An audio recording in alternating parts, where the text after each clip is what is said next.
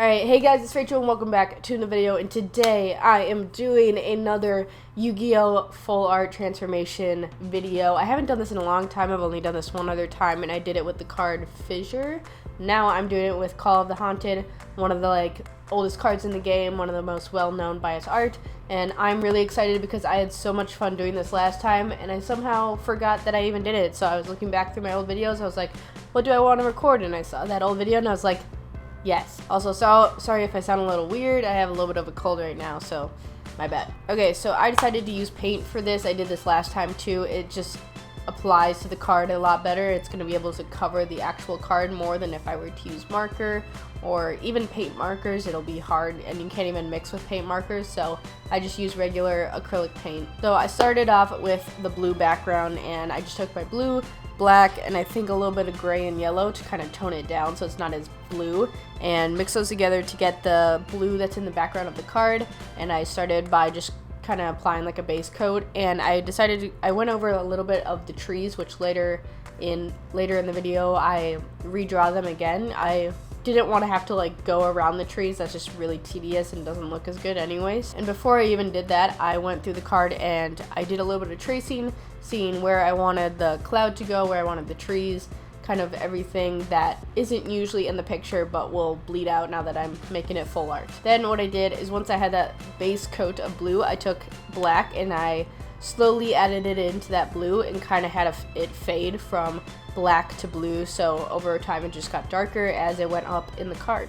I think next after that I decided to do the actual graveyard or the ground, and I did grays and I added a little bit of blue, black, some white, I think, because the tone of this gray is a cool gray instead of a warm gray. If you guys don't know, there are 3 different grays. There's the neutral gray, which doesn't have any cool or warm tones. Then you have your warm grays, which have hints of red, orange, yellow, and then your cool grays, which are more like blue, purpley, that kind of stuff.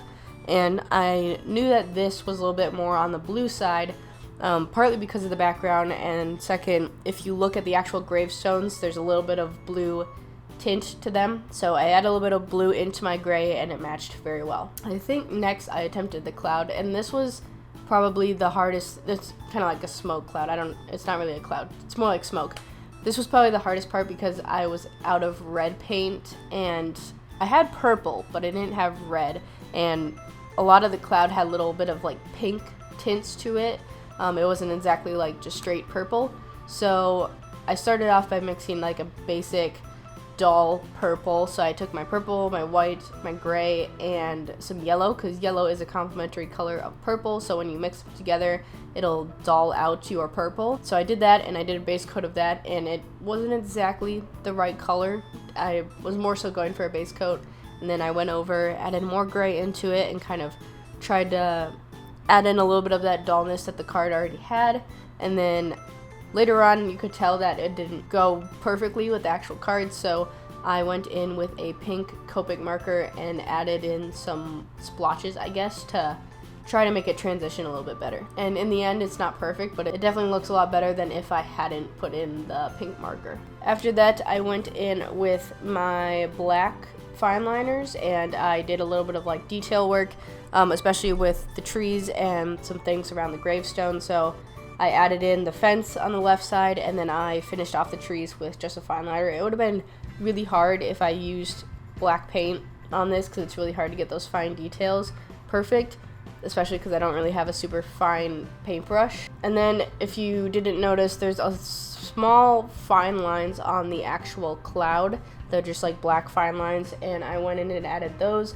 Those also helped transition where the actual card was to the paint for the cloud, so I'm glad I did that. But yeah, the card is all done, and honestly from afar it looks completely real, it's an actual they printed it like this. But if you get a little bit closer, it doesn't look quite perfect, but I'm honestly pretty proud with it. I think it turned out pretty good. Alright guys, I'm gonna try to be getting out 1 video a week.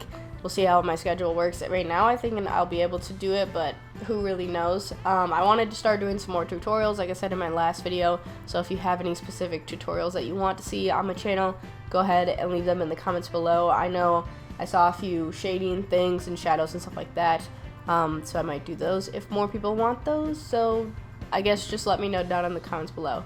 Alright guys, if you enjoyed this video, go ahead and leave a like, leave a comment down below. Let me know what you guys want to see next on my channel, and don't forget to subscribe for more awesome art videos, and I'll see you guys next time. Bye!